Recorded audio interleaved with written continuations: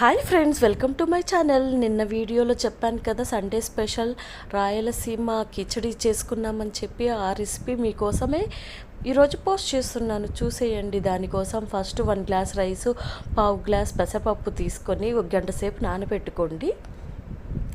ఒక కుక్కర్ తీసుకొని ఆయిల్ వేసి అందులో చెక్క, లవంగం, ఇలాచి వేసి బాగా ఫ్రై చేసుకోండి. అందులోనే ఆనియన్స్, పచ్చిమిర్చి వేసి బాగా ఫ్రై అవ్వనివ్వాలి. ఇది ఆనియన్స్ గోల్డెన్ బ్రౌన్ కలర్ వచ్చిన తర్వాత అందులోనే అల్లం వెల్లుల్లి పేస్టు, పుదీనా, కొత్తిమీర వేసుకొని ఫ్రై అవ్వనివ్వాలి.